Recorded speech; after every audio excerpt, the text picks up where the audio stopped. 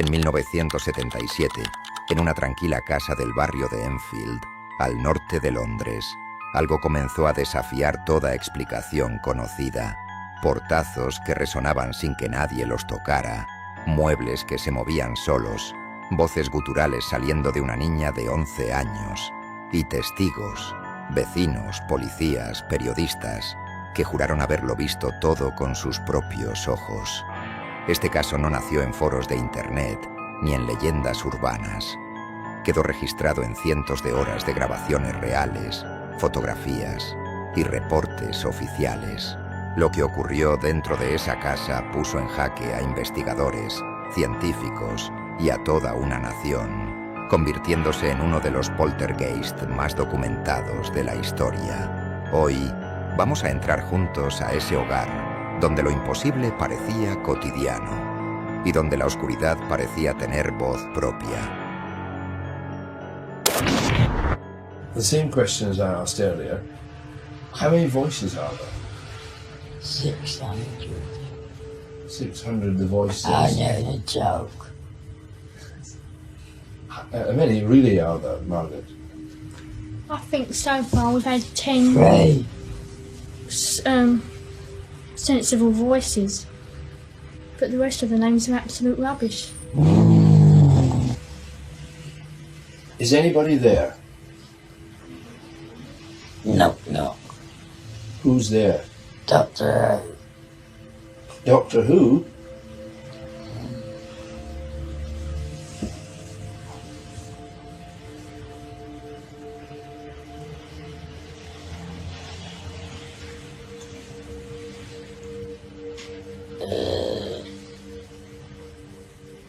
Goose Chasers here. Las primeras noches parecían un simple misterio doméstico. Golpes en las paredes, crujidos que la familia Hodgson no podía ubicar, y la sensación persistente de que alguien caminaba por el pasillo cuando todos estaban dormidos. Pero muy pronto aquello dejó de ser sutil. Objetos que siempre estaban en su lugar amanecían en el suelo. Juguetes que nadie tocaba se deslizaban unos centímetros frente a los ojos de la familia, y cajones enteros se abrían y cerraban, como si fueran accionados por manos invisibles. La madre, Peggy Hodgson, intentó ignorarlo, hasta que una noche escuchó a sus hijas gritar. Al entrar a la habitación, vio como una cómoda se movía hacia la puerta, bloqueándola, como si algo quisiera impedirles salir. Las niñas juraban no haberla tocado. En cuestión de días, los vecinos comenzaron a ser testigos también. Golpes que se escuchaban desde la calle, objetos que caían y se estrellaban contra las paredes sin explicación, y la pequeña Janet asegurando que alguien la empujaba mientras dormía. La situación escaló hasta el punto en que la familia decidió llamar a la policía. Lo que ocurrió entonces quedó registrado oficialmente. La agente Carol Green acudió a la casa y, mientras observaba la sala junto a otros testigos, vio como una silla se deslizaba varios centímetros por el suelo sin que nadie estuviera cerca. Green tomó nota del incidente, describiendo el movimiento como claramente perceptible y sin causa aparente. Aquel informe oficial de la Policía Metropolitana de Londres marcó un antes y un después. Por primera vez, un poltergeist dejaba de ser un relato familiar para convertirse en un caso reconocido por la autoridad pública, documentado y firmado. Y desde ese instante, todos los ojos comenzaron a volverse hacia la pequeña casa de Enfield. Con la difusión del informe policial, la Society for Psychical Research envió a dos de sus más dedicados investigadores, Maurice Gross y Guy Lyon Playfair. Ambos llegaron inicialmente para observar, pero rápidamente se vieron envueltos en una actividad difícil de negar. Durante meses instalaron micrófonos, cámaras, sensores y grabadoras en toda la casa. Lo que recolectaron se convertiría en uno de los archivos paranormales más extensos del siglo XX. Una de las manifestaciones más repetidas fueron los famosos knocks, golpes secos que parecían provenir de las paredes, del piso o de la madera de los muebles. Lo inquietante no era solo su volumen, sino que respondían preguntas. Grosse y Playfair realizaron decenas de sesiones en las que pedían al supuesto ente que golpeara una vez por sí y dos por no. You want the people in this house to move. 1 knock for yes, 2 for no. Yes. Okay. Who is it that you don't like the most here? Is it? Is it? Is it their father? Is it their mother? Oh my God. Okay. En muchos casos, los golpes llegaban con una precisión matemática, como si algo consciente intentara comunicarse. Pero los fenómenos más perturbadores no eran auditivos. Varias veces, frente a los investigadores, objetos salieron disparados desde estantes o mesas, cucharas que atravesaban la habitación, juguetes lanzados con una fuerza superior a la de un niño, y libros que caían desde lugares quietos sin que hubiera corrientes de aire. En otros momentos, las niñas parecían entrar en episodios extraños. Voces guturales emergían de la garganta de Janet, voces profundas y roncas que no coincidían con el rango normal de una niña de 11 años. Incluso las famosas levitaciones fueron fotografiadas por el Daily Mirror, que cubrió el caso día y noche. Las imágenes mostraban a Janet aparentemente suspendida en el aire, como si hubiese sido arrojada o levantada por una fuerza invisible. Con cada nuevo registro, el caso se volvía más mediático, apareciendo en radio, televisión y prensa, convirtiéndose en uno de los expedientes paranormales más analizados de todos los tiempos.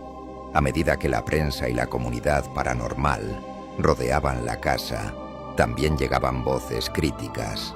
Científicos, psicólogos y expertos en acústica fueron invitados a observar el caso, y muchos plantearon dudas. ¿Podría tratarse de fraude infantil?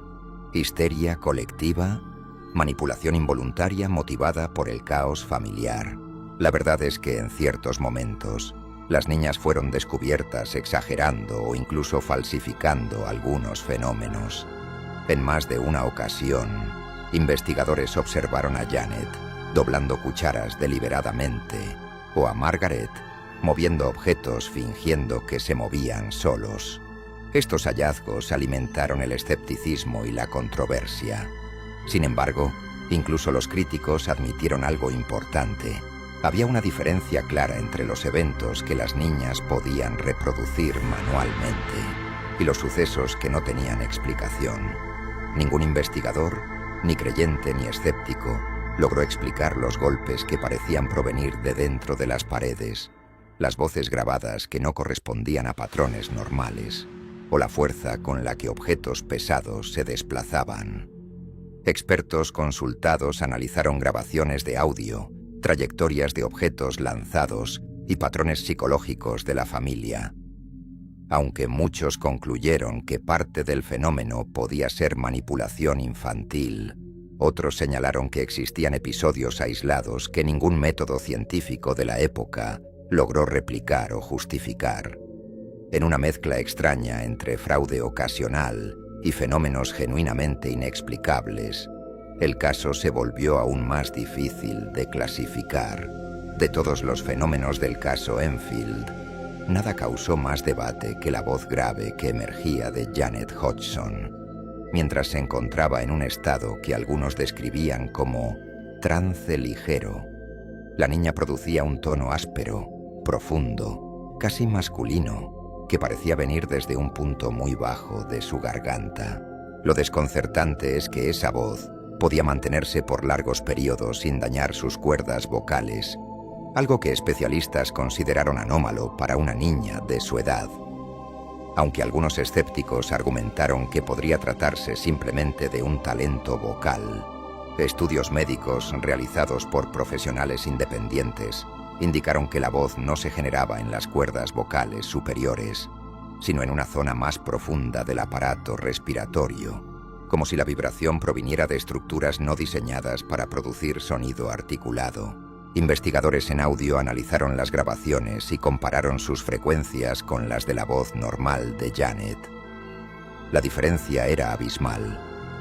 La voz tenía un timbre y armónicos que recordaban más a un adulto mayor fumador que a una niña. Además, respondía a preguntas, mantenía conversaciones y, en ocasiones, decía frases que parecían provenir de una entidad llamada Bill, un supuesto antiguo residente fallecido de la casa, aunque esto último nunca pudo confirmarse con absoluta certeza. Los episodios más extremos volvieron a aparecer en este período. Más fotografías de supuestas levitaciones en las que Janet aparecía en posiciones que algunos expertos consideraron consistentes con un salto, pero otros defendían como una elevación anómala. Objetos seguían volando, puertas seguían cerrándose de golpe y las voces no dejaban de hablar. Para muchos, este fue el punto más oscuro y desconcertante del caso Enfield, donde lo natural y lo sobrenatural parecían mezclarse hasta ser indistinguibles. Hacia finales de 1978 y durante 1979, la intensidad del fenómeno comenzó a disminuir de manera notable. Lo que en sus inicios había sido un estallido casi diario de golpes, objetos volando y voces inexplicables, se transformó lentamente en episodios esporádicos, separados por semanas de calma. Los investigadores observaron que Janet, quien había sido el epicentro de la actividad, estaba entrando en la adolescencia, y muchos historiadores del caso señalan que esto coincide con un patrón común en los llamados fenómenos poltergeist. Comienzan en presencia de niños o preadolescentes y desaparecen a medida que crecen. Durante esta etapa final, las voces se volvieron más débiles y menos frecuentes. Los golpes todavía ocurrían, pero no con la fuerza inicial. Los objetos ya no parecían lanzados con violencia, sino apenas desplazados. Para 1979, la mayor parte de los fenómenos habían desaparecido y la familia finalmente pudo volver a una vida relativamente normal. Maurice Gross y Guy Playfair continuaron visitando la casa por un tiempo más, recopilando testimonios, revisando notas y cerrando lo que se convertiría en uno de los archivos paranormales más extensos del Reino Unido. Con el paso de los años, surgieron explicaciones naturales que intentaron reinterpretar el caso. Algunos psicólogos atribuyeron los fenómenos a estrés familiar, señalando que la familia Hodgson había atravesado problemas económicos y emocionales. Otros apuntaron a movimientos involuntarios durante el sueño, vibraciones del tráfico cercano, corrientes de aire o simples malinterpretaciones de ruidos domésticos. Sin embargo, ninguna explicación natural llegó a cubrir la totalidad de los eventos registrados, especialmente los testimonios policiales, las voces guturales y los golpes inteligentes. Con la adultez, tanto Janet como Margaret han ofrecido testimonios que ayudan a completar el panorama. Ambas han admitido que en momentos de aburrimiento o presión mediática falsificaron algunos fenómenos menores, pero han insistido durante décadas en que gran parte de lo ocurrido fue auténtico y aterrador. Janet, en particular, ha afirmado que a veces sentía que algo la poseía y que, aunque intentó olvidar la experiencia, todavía tiene recuerdos fragmentados de las voces y episodios que vivió. Margaret, más reservada, ha declarado que no todo fue real, pero mucho sí lo fue, dejando entrever que incluso para quienes lo vivieron, el caso sigue siendo un misterio difícil de clasificar. Con el paso de los años, el caso Enfield se transformó en uno de los poltergeists más famosos del mundo, comparable solo con los grandes expedientes de la literatura paranormal del siglo XX. Investigadores de distintas disciplinas han señalado que es el caso mejor documentado de Europa, debido al enorme volumen de grabaciones, fotografías, informes escritos, registros policiales y testimonios presenciales. Su influencia en la cultura popular es abrumadora.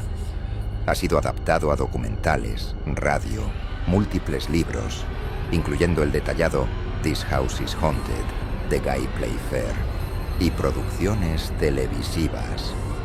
Pero la mayor exposición mediática llegó con el estreno de la película El Conjuro 2 en 2016, que adaptó, aunque con dramatizaciones propias del cine, los sucesos vividos por los Hodgson.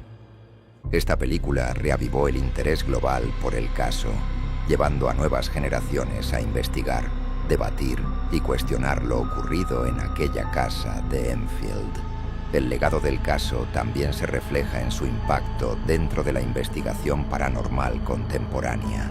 Muchos investigadores consideran a Enfield como un punto de referencia, un ejemplo de cómo un caso puede ser simultáneamente objeto de verificación científica, manipulación parcial, testimonio emocional y evidencia física compleja. Su mezcla única de registros verificables, participación policial y controversias lo convirtió en un hito que sigue alimentando debates académicos y mediáticos. Y quizás lo más interesante es que, a pesar de décadas de estudio, continúa siendo un enigma. Ninguna teoría ha logrado explicar todos sus aspectos, y esa combinación exacta de evidencia, misterio y contradicción ha permitido que su legado perdure hasta hoy. Al analizar Enfield desde una perspectiva objetiva, es imposible ignorar que ciertos fenómenos registrados siguen sin explicación clara.